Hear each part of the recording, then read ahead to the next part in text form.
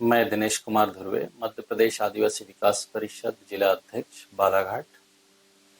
मैं आज जो संदेश आपको मीडिया के माध्यम से नवयुवकों को देना चाहता हूँ कि मध्य प्रदेश में बेरोजगार सबसे ज़्यादा परेशान हो रहे हैं।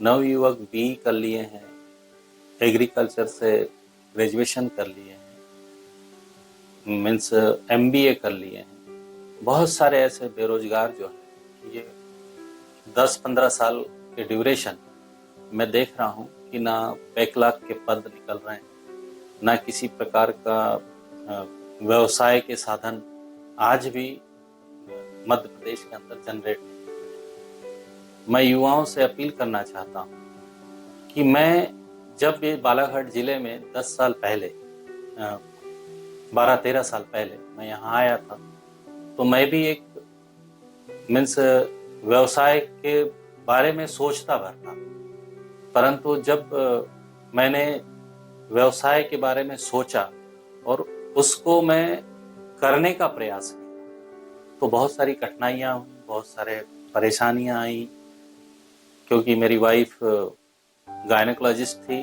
और डॉक्टर होने के बाद बालाघाट डिस्ट्रिक्ट हॉस्पिटल में एज ए क्लास 1 प्रसूति एवं स्त्री रोग विशेषज्ञ के रूप में पदस्थ थी।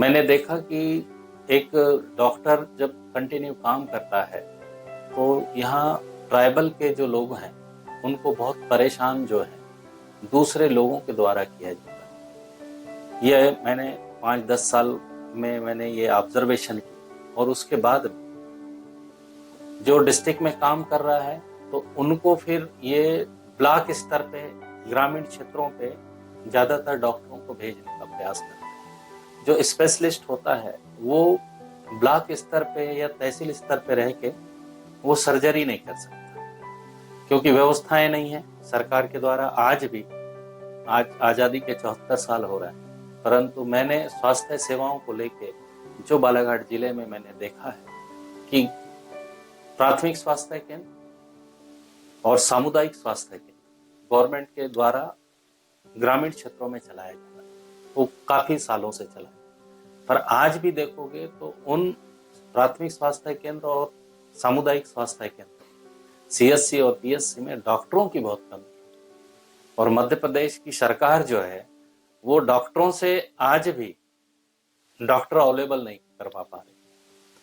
तो बहुत सारी परेशानियां सरकार के साथ में भी है। जब मैं बालाघाट यहाँ पे 12 साल 2008-9 में मैं यहाँ पे आया था तो मेरा परिवार एक्चुअल में स्वास्थ्य सेवाओं से जुड़ा हुआ, क्योंकि मेरे पेरेंट्स भी स्वास्थ्य सेवाओं से जुड़े हुए थे, वो भी गवर्नमेंट एम्प्लॉइज थे और परसवाड़न पदस्थ थे। वहां से रिटायर्ड होने के बाद में फिर हमने एक प्लान किया फैमिली के साथ में कि क्यों ना हमारा भी एक हॉस्पिटल, हमारा भी एक नर्सिंग। तो मैंने धीरे धीरे प्लान को प्रोजेक्ट तैयार किया। तैयार करने के बाद में फिर इस पे मैंने काम चालू किया। बहुत सारी कठिनाइयां आई, फाइनेंस की परेशानी, क्योंकि हमारा जो लोग हैं जो एक मिडिल फैमिली से बिलोंग करते हैं और उनके पास में मीन्स जो पैसों की बहुत कमी रहती है, क्योंकि हमको लोन के लिए भी बहुत परेशानियों का सामना करना पड़ता है।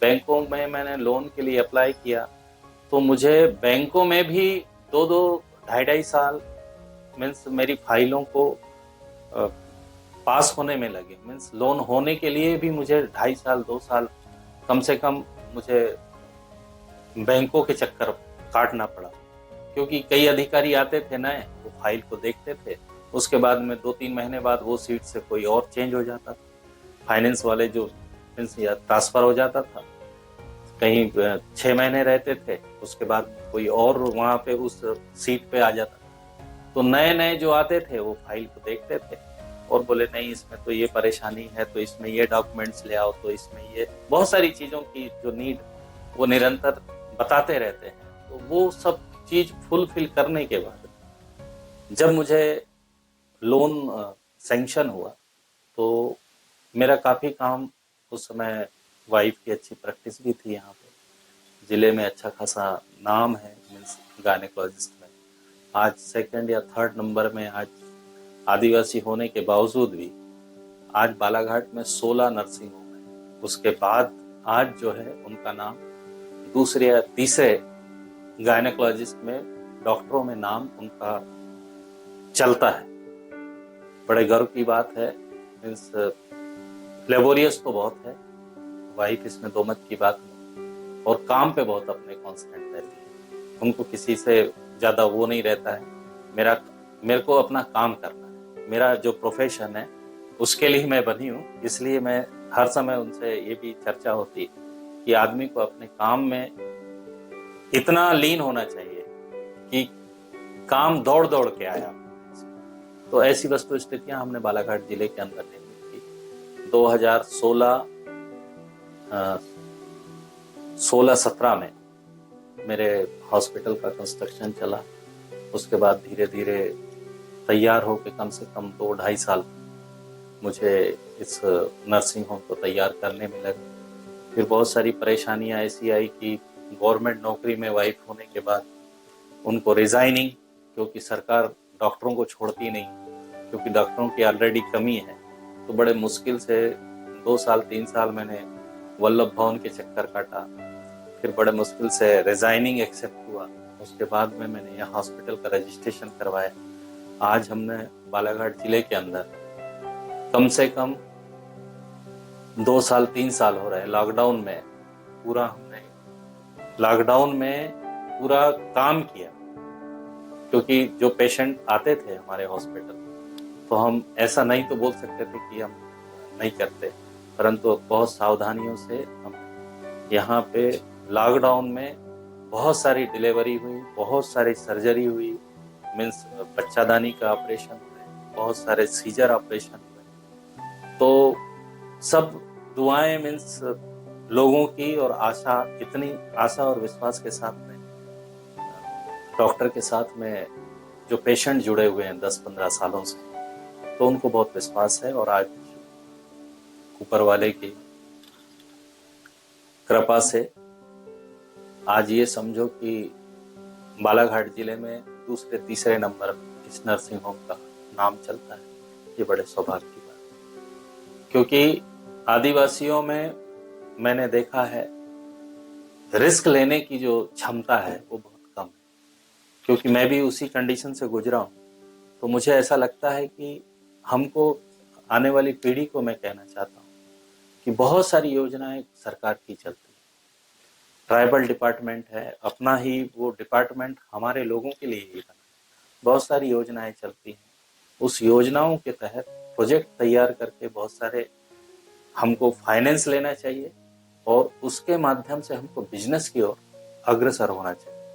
कि और नवयुवकों को ये भी मैं कहना चाहता हूँ कि छोटे से छोटा भी बिजनेस आप स्टार्ट करते हैं, क्यों ना वो 2 लाख से हो, क्यों ना वो 1 लाख से हो, क्यों ना वो 5 लाख से हो, पर आदमी का इंटरेस्ट होना चाहिए उस बिजनेस में, तो वो सक्सेसफुल है।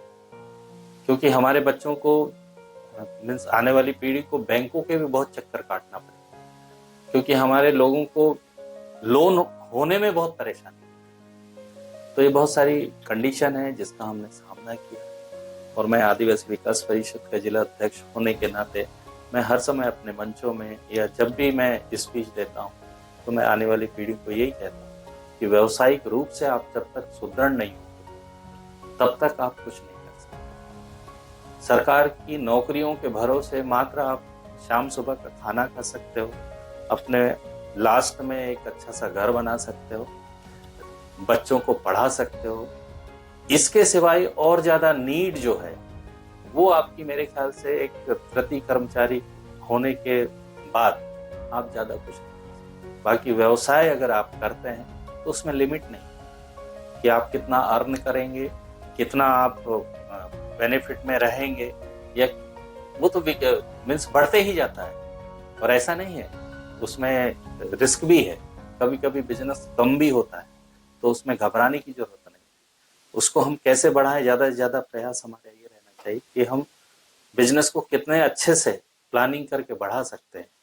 तो इस और अगर आने वाली जनरेशन अग्रसर होगी तो मेरे ख्याल से समाज सुदृढ़ होगा, समाज व्यावसायिक होगा, समाज में जागरूकता आएगी, समाज में एजुकेशन का स्तर बढ़ेगा, समाज एकता में बंधेगा, क्योंकि हजारों फील्ड हैं काम करने के लिए। लोग राजनीति भी करते हैं, राजनीति में भी आने के बहुत आज का जो समय मैं देख रहा हूँ कि आदिवासियों में कंपटीशन की भावना बहुत ज्यादा है राजनीति स्तर पे आने की। परंतु क्या है, ये सब जगह पे आने के लिए हमको सबसे पहले पोटेंशियल होना पड़ेगा। हमारे पास में इतना व्यवसाय हो जिससे बहुत अच्छा खासा पैसा जनरेट हो, जिससे हम हर क्षेत्र में जा सकते हैं। जब तक हमारे पास में पैसा नहीं रहेगा, हमारे पास में उपलब्धियां कैसे आएंगी? क्योंकि हर प्रगति में मेरे ख्याल से धन की आवश्यकता पड़ती है। और मैं समाज के अध्यक्ष होने के नाते मैं समाज को ये कहना चाहता हूं कि आप व्यवसाय की ओर अग्रसर हो। क्यों ना वो किसी भी फील्ड का व्यवसाय, क्यों ना वो एग्रीकल्चर का हो, क्यों ना स्वास्थ्य सेवाओं का हो, क्यों ना वो आवागमन का हो, क्यों ना वो विभिन्न प्रकार के व्यवसाय हैं, विभिन्न प्रकार की फील्ड है जिसमें हम व्यवसाय कर सकते हैं और समाज को, आने वाली पीढ़ी को बहुत अच्छे से आगे बढ़ा सकते हैं। बहुत बहुत धन्यवाद।